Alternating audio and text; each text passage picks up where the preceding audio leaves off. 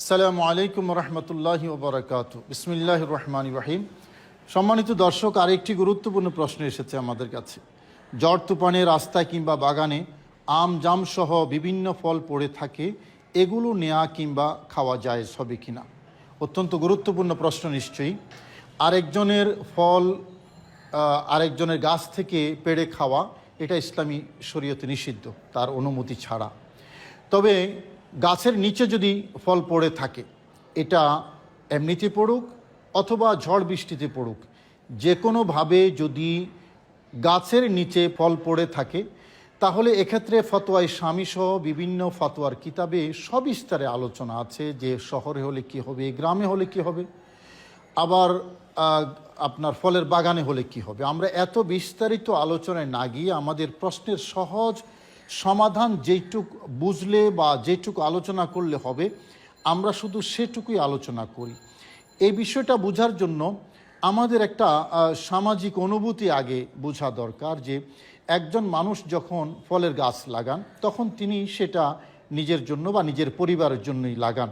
সেই ফলটা গাছের নিচে পড়ে থাকলে এবং তার অনুমতি ছাড়া যদি অন্য কেউ সেই ফলটা নিয়ে যায়, তাহলে সে মনে কষ্ট পায় এবং ক্ষেত্র বিশেষ তার জবাবদিহিতাও তলব করে।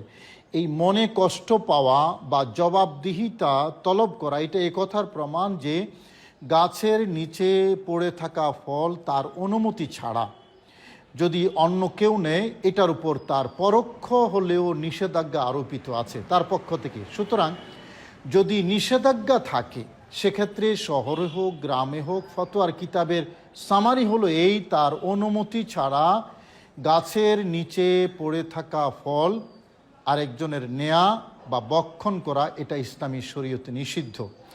এটা পচনশীল হোক বা দীর্ঘদিন স্টে করা সেরকম ফল হোক, ঝড় তুফানে পড়ে থাকুক বা অন্য কোনোভাবে পড়ে থাকুক, অথবা এটা পাকা কাঁচা যে কোনোভাবে পড়ে থাকুক, এ সকল ক্ষেত্রে যেহেতু আমাদের সমাজের প্রেক্ষাপটে পরোক্ষ একটা নিষেধাজ্ঞা আছে, সেহেতু এই ফল নেয়া খাওয়া জায়েজ হবে না।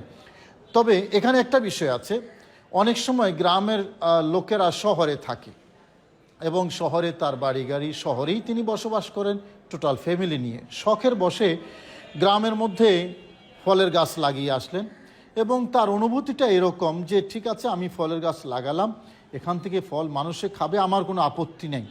এই প্রত্যক্ষ পরোক্ষভাবে সেরকম যদি অনুমতি থাকে, তাহলে ওই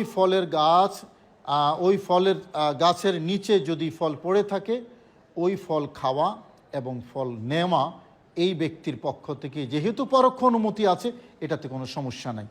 এতটুকু হলো মোটামুটি সহজ সমাধান এই মাসালার ক্ষেত্রে। আল্লাহ পাক রব্বুল আলামিন আমাদের সবাইকে বুঝার এবং আমল করার তৌফিক নসিব করুন। আমিন। আসসালামু আলাইকুম রহমতুল্লাহি ওয়া বারাকাতুহু।